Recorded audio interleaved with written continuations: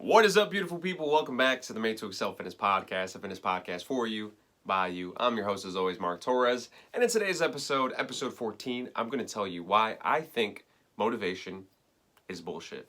Let's talk about it.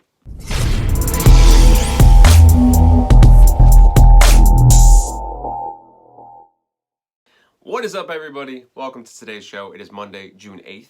Welcome to the Made to Excel Fitness Podcast. Today's podcast is a little bit different, and I say that all the time. It probably means nothing to you guys, but a lot of the fitness topics that I come up with for this podcast generally stem from some sort of just fitness fuckery that I see on the internet, right? And I see a lot of it. It's kind of like when you buy a new car, you start to see that car everywhere. Same thing. I see a lot of fitness garbage now that I know that it's out there. So I'm taking mental notes. I'm stockpiling for future episodes. But today's episode didn't necessarily stem from anything specific. It's not anything specific that I saw. It's not anything specific that anybody said. It's this general idea and this general concept that I've had for quite some time, but I was never really able to put words to the concept, right? And it wasn't until the last few weeks when I started doing myth-busting episodes that I was able to kind of tie things together in a way that I thought I could convey. And it's this idea, like I said at the beginning, that motivation is kind of this useless metric that people use. It's this useless metric that people try to strive for and achieve in order to propel themselves forward in their fitness journeys, right? And if you go to any sort of fitness page that do any Q&A in any way, shape, or form, odds are there's somebody there asking about motivation, right? How do I get more motivation? How do I get more motivated to do X, Y, and Z? And if you look at the statistics, there's no surprise, right? Some statistics say that 73% of people who have New Year's resolutions fall off at some point, right? A different study says maybe the number is closer to 90% of New Year's resolutioners give up within 3 months. And that's a staggering number of people that are not following through with their New Year's resolutions, right? So it's no wonder that people are looking for motivation. Even myself, 5 or 6 episodes back, somebody asked me, how do I get more motivated to work out at home? These quarantine workouts are difficult. How do I motivate myself to do that, right? So people are looking for motivation all the time, and I understand where they're coming from. Their head's in the right place, but I think that there's a different way to look at this that is not in terms of motivation, right? I think motivation is kind of a useless thing to go after. And I'm not here to argue that motivation is fake. Motivation is very real. It's very prevalent in the fitness industry. It's prevalent as well in the workspace, right? But I think you're striving for motivation, that energy can be used elsewhere. That's more productive, right? And if we start from the beginning, you may or may not know that there's 2 different types of motivation, right? If you didn't know that, you're not alone, right? I didn't know that until I went to college and I learned about that. But there's 2 different types of motivations, right? There's extrinsic motivation and intrinsic motivation. And extrinsic motivation is motivation that comes from an outside source, right? It's reward-driven motivation. So in the fitness aspect, this could be receiving money. This could be receiving a prize of some sort. It could be vanity, right?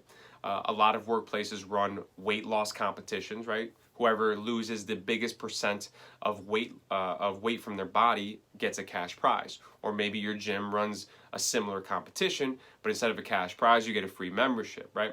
Those are very easy ways to look at extrinsic motivation. There's a very obvious reward there. But what might not be so obvious is the vanity portion of it, right? You could be working out for the goal of getting a six-pack, for the goal of getting leaner, for the goal of having bigger muscles, right? There's not something tangible there. You're not receiving anything physical. There's no actual reward, but it is reward-driven in terms of you are looking for a specific result, right? You're looking for a better looking body, right? That is your reward. That is still extrinsic motivation, right? In the workplace, very same thing. If you work at a performance-based job, work at sales, right? Odds are you have a minimum number of sales that you're supposed to hit in order for you to pretty much keep your job, right? And anything above that, unless there's an incentive, most people will just strive for the minimum, right? Why go above and beyond if there's no reason for you to go above and beyond? That's why a lot of these workplaces have incentives for you to do more than the absolute minimum, right? So let's say you have a minimum number of sales that you should hit for the month, let's say, and your employer says, hey, if you can double that, we'll give you a bonus, whatever the bonus is, right? So that is extrinsic motivation. That is a perk, that is an incentive for you to do more than the absolute minimum, right? Most people will do the minimum if there's no reason to go above and beyond, right? So that's extrinsic motivation. Intrinsic motivation, on the other hand, is motivation that comes from within, right? It's motivation that stems from your enjoyment of doing whatever you're doing, right? You have a passion for it. You enjoy what you're doing in terms of fitness. You enjoy working out. You go to the gym not for any outside reason, but because you enjoy going to the gym, right? Same thing with work, right? Odds are, if you don't like your job, you're going to do the bare minimum. But if you really enjoy what you're doing, you're going to go above and beyond, right? People that are self-employed, people that have their own businesses, I hope you're starting a business that you enjoy yourself. You're probably very intrinsically motivated to get things done. You don't want to do the bare minimum because you really love your job. You're going to go above and beyond to do the absolute best that you can because you're intrinsically motivated, right? And studies have shown time and time again that people that are intrinsically motivated typically are way more successful, right, than extrinsic motivation, right? People that are extrinsically motivated are the people that are in the 73% that fall off or the 90% that fall off, depending on what number you believe. So at this point, you might be asking yourself, but Mark, it's very clear that I don't enjoy fitness, I don't enjoy working out, I don't enjoy eating healthy, so how am I ever going to become intrinsically motivated? It makes no sense. And I totally hear that, right? I totally understand that sentiment, right? A lot of people, when you think of motivation, you don't need motivation to do things that you enjoy, right? Most people don't need motivation to watch TV. Most people don't need motivation to watch sports. And most people don't need motivation to hang out with their friends. Most people don't need motivation to shop online. Most people don't need motivation to go to a bar and hang out, right? These are all things that people enjoy, so people don't need motivation to go and do that, right? So you need motivation to do things that you don't enjoy, which is interesting because in terms of fitness is something that everybody should really be partaking in. It should be, I'm not going to say, fitness should be more or less mandatory because it directly ties into your fitness and your health, right? So it's interesting that it's something that people really, really don't want to do, right?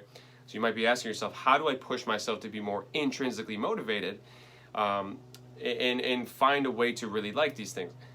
Maybe you're never going to get to that point where you really, really enjoy it, but taking the suck out of it as much as you possibly can is going to go a long way to helping you out, right? So in terms of fitness, this is something that I call the all or nothing fallacy. And the all or nothing fallacy is this idea and this belief that in order to get anything out of fitness, you've got to be all in or you're wasting your time, right? If you've ever been a person that says diet starts Monday, you're part of the all-in fallacy. If you're a person who has been on a diet for an extended period of time, and let's say you have pizza for lunch, you say, this day is fucked, right? I'm going to go eat the rest of the day like a madman because I lost this day. You're part of that all or nothing fallacy, right? And maybe that day turns into a couple days, it turns into a week, and then you fall off the wagon, right? If you've ever been a person who says, I don't have the time to work out, you're part of that all or nothing fallacy. There's a bunch of different ways you can go about the all or nothing fallacy, right? If you've ever cut a specific thing out of your diet, right? If you say, I'm not eating carbs, that's the all or nothing fallacy. If you've ever tried to reinvent your life, if you've ever gone to the store and you've bought nothing but healthy items because you want to start eating better, you're part of the all or nothing fallacy, right? All or nothing fallacy is the idea that you've got to be all in order to get something out of fitness. And the reason why this is so detrimental is because the all or nothing fallacy, if you put yourself all in, or you're all out, if you put yourself all in, it's going to suck really badly for you, especially if you don't enjoy what is all in for you, right? If you are under the belief that you've got to eat nothing but salads 7 days a week, if you're under the belief that you've got to work out 5 days a week for an hour each, that's all the all or nothing fallacy. That's going to really suck for you, right? That's why you don't enjoy doing what you're doing, because you are under the mindset that you've got to do the absolute maximum in order for you to see results out of fitness, right?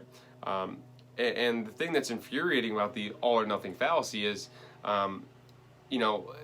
people think that unless you're all in, you're all the way out. There's no in between. It's very black and white.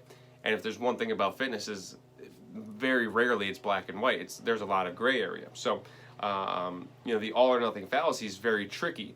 When in terms of looking for motivation, people are looking for motivation because they feel like they need to be all in. You don't necessarily need to be all in, right? If there's one thing that you take away from this podcast, from this episode, is that there's a very big difference between what's optimal for you and what's best for you, right? What's optimal for you might be eating salad, lean proteins, 7 days out of the week for all your meals, and working out 5 days a week for an hour each. That might be what's optimal for you, right? If you were to do that, you would have the absolute best health, the best body ever, but it's not practical for you to do that, right? If you can do that halfway, if you can do that even a quarter of the way, right?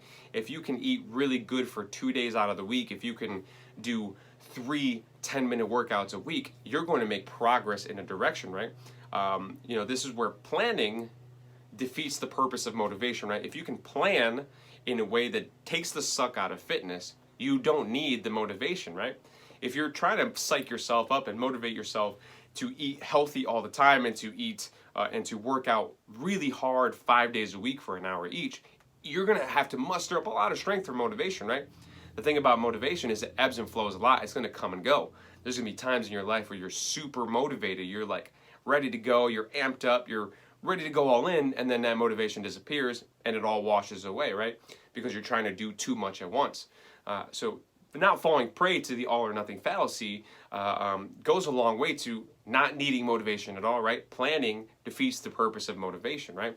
If you can plan to eat semi-healthy and you can plan to do a couple of short workouts a week, you're going to take steps in the right direction, right? And eventually, not those things being not too big of a detriment to your life, you're not going to need the motivation to do a 10-minute workout, right? You're like, 10 minutes, I can do that. It is what it is.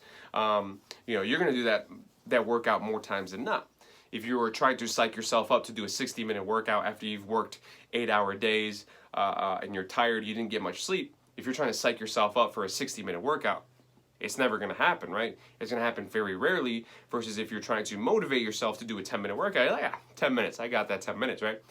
Planning defeats the purpose of motivation, right? If you can plan properly to the point where you can shape fitness to not be too much of a detriment to your life, that's going to go a long, long way to defeating the need for motivation, right? Hopefully that makes sense to you guys. And I think, like I said, the biggest thing to take away from this is that what's optimal for you is not necessarily what's best for you, right? What's optimal for you might fall in line with that all or nothing fallacy, right? Being all in, of course, is what's optimal, but it's never going to happen. You're never going to be all in. Unless you really, really enjoy what you're doing, you're never going to be all in. If you can be halfway in, if you can be a quarter of the way in, if you can just make small steps to your progress where you don't need as much motivation to get going, then hopefully, maybe through this process, you can start to begin to enjoy the things that you're doing, right? You can start to find a way to do these things that you actually enjoy doing, right? You actually enjoy working out. You do a bunch of 10-minute workouts. You're like, man, this isn't that bad, and I actually kind of enjoy it, right? And now, all of a sudden, your motivation shifts from being extrinsic, and you're kind of coming in to being more intrinsically motivated, right? Putting a foot in the door, maybe you find yourself that you might actually enjoy doing this. Maybe you find yourself actually being intrinsically motivated to continue going further and further down the line, right? So not falling prey to this all or nothing fallacy, not putting yourself in a position where you have to muster up a ton of motivation just to do something that should be really mandatory in the first place. Planning accordingly is going to really help you in terms of like, if you find yourself being unmotivated all the time, proper planning is really going to help out, right? And this is a lot of times where personal trainers tend to step in, right? And of course, there's different calibers of personal trainers. There's personal trainers that are very cognizant of intrinsic motivation and extrinsic motivation, and there's personal trainers that are a little less experienced with the psychology of fitness, and they're more like, exercise masters, right? They find exercises on the internet and they mash them together for you guys to do. But a really good personal trainer is going to know this from the get-go, and they're going to put you in the best position to succeed without you ever knowing that this was a thing, right? For example, I don't deal with nutrition a lot on a day-to-day basis in my actual job. But if somebody comes in and they're looking for a workout plan, and I ask them, how many days a week do you plan on being in here? And they're a person who's never been to the gym before. If their answer is like 5 or 6, I'm like, I don't say it like that, but I'm like, in my mind, I'm like, that's too much, right? Their heart's in the right place. They want to do the right thing, but they are in that all or nothing fallacy where they feel like they have to be in the gym 5 or 6 days a week in order to receive progress, right? But I know that that's going to be too much of a detriment to their life. There's going to be too much of a stretch. There's going to be too much of an obstacle that they're going to need a ton of motivation in order to just achieve that. Maybe they're going to be really good about it weeks 1 and 2 and 3 maybe, but by the time week 4 comes around, their motivation is gone. That 5 or 6 days a week is way too much for them to keep up with, right? So, when somebody says, I want to be in here 5 or 6 days a week, I try to, a lot of times talk them down, right? That seems like a lot. Do you think is that something that you can do in the long run? A lot of times they say, probably not. And I can usually talk them down to being in the gym 2 to 3 days a week. That might not seem like enough to you right now, But if you can get into the gym 2 to 3 days a week, and you can get to the point where you start to enjoy that, you can get to the point where you start to be comfortable with that, and that becomes your new norm, you can build on that in the future if that's what you need to do, and hopefully you get to the point where you start to enjoy it and you become more and more intrinsically motivated. And that's kind of the overall overarching topic, or the overall overarching kind of thought process behind this concept that I had. In terms of motivation being kind of pointless, right? If you're looking for motivation all the time, it's because you're outstretching yourself. You're stretching yourself too thin when it comes to your fitness. You're trying to do too much too quickly. Proper planning defeats the need for motivation. So always keep that in mind. But that about wraps it up. Hopefully that made sense. If you have any questions about this concept, definitely let me know. Send me a message. I would love to talk to you. And as always, accompanying article will be on the website on mtefit.com this Wednesday. So definitely go check that out, right? So what's optimal for you is not always what's best for you. Keep that in mind. Q&A. Let's see. We got 2 questions again. Question number 1. How can I get more vegetables into my diet? This is a person after my own heart, right? I am not a big vegetable guy. I'm not even a big fruit guy. It's definitely something that I struggle with in my own life, right? So I understand where you're coming from when it comes to getting more vegetables into your life. And unfortunately, it seems like this is kind of one of those things where you just have to kind of force it in there, right? You've got to kind of just, wherever you can, try to sneak vegetables into your diet. Fruits are a little bit easier for most people because they're sweet. Most vegetables, in my opinion, don't taste like anything. At least fruits have a flavor. So fruits are a little bit easier. You've kind of got to go out of your way a little bit to put them in there. But for the most part, when it comes to vegetables, it's a lot difficult, right? A lot more difficult. You either have to force them in there, or, and this isn't even all the way, that great of a workaround. But when it comes to, I love to eat burgers, I would prefer to have a burger that's just plain, right? Just give me the bread, the burger, and some cheese, right? But when it comes to eating a burger, now I find myself more often than not keeping the lettuce in there, keeping the tomatoes in there, keeping the onions in there, keeping the fixins in there. Try to get, it's not the greatest thing, it's not the most optimal thing, but it's the best thing for me, right? If I try to, tying it back into the main part of the podcast, if I try to push myself to eat salads and vegetables all the time, I know I'm not going to be able to do it, right? I'm going to have to muster up a lot of motivation to eat salads all the time because I don't like salads. So if I can just a little bit here and there, keep some vegetables in my burger, it makes it a little bit easier. Keep vegetables in where vegetables are in the first place, where I usually take them out. If they are in something else and they're a little bit harder, or a little bit more easy, a little easier to eat and to digest because I don't taste them as much, that goes a long way. It's not the most optimal thing, but that's kind of the best situation for me. A lot of people out there just enjoy vegetables and fruits, and it's a little bit easier for them. But for us non-vegetable people, just try to sneak them in there as much as possible. And last but not least, what is the best training split? So the best training split, it could be so back in my day, I used to do a lot of bro splits, right? Back and buys, chest and tries, arm day, very rarely leg days. Best training split really depends. When it comes to best training split, you've got to ask yourself about your schedule. How many times a week do you want to go to the gym? And that'll really dictate your training split, right? If you're only going to the gym 2 to 3 days a week, granted there's some rest time in between those days, you're probably best off doing full body days, right? You really should be hitting most muscle groups, most major muscle groups at least 2 times a week. So if you try to split it up even more than that over the 2 days, there's going to be something that you're missing out on. So you might as well do a couple full body days when it comes to if you're in the gym not very often. If you're in the gym 4 days a week, that lends itself very well to upper, lower, right? If you're in the gym 5 days a week, you might do push-pull legs, push-pull, and throw some legs somewhere in there again, right? So you don't want to neglect your legs doing it once a week. But it really dictates, the split that you do really is dictated by the schedule that you hold and how often you want to be in the gym, right? So that answer is very variable depending on your schedule, right? So hopefully that helps out. And that wraps up today's show. Hopefully that made sense. It's kind of this overall general kind of confusing topic. Hopefully I conveyed it in a way that you guys were able to grasp and understand, and hopefully take it and run with it, right? Planning is so much more important than looking for motivation. If you're looking for motivation, you're stretched too thin. You've got to think about a different way to go about it. Find a personal trainer if you are struggling massively with that topic. But as always, I love you guys. Send me more Q&A questions. If you have any questions for me about anything, feel free to message me on Instagram, MTEFit, Facebook, Made to Excel Fitness. I think it still might be Made to Excel Fitness Apparel. Can't change it. Send me an email, madetoexcelfitness@gmail.com. If you enjoyed today's show, subscribe, comment, share. I appreciate you all. Those of you who take the time to listen to me babble to a camera. I'll see you guys in the next one. Peace. What's up, Mark? How you doing, man? Hunter Henry, LA Charger tight end.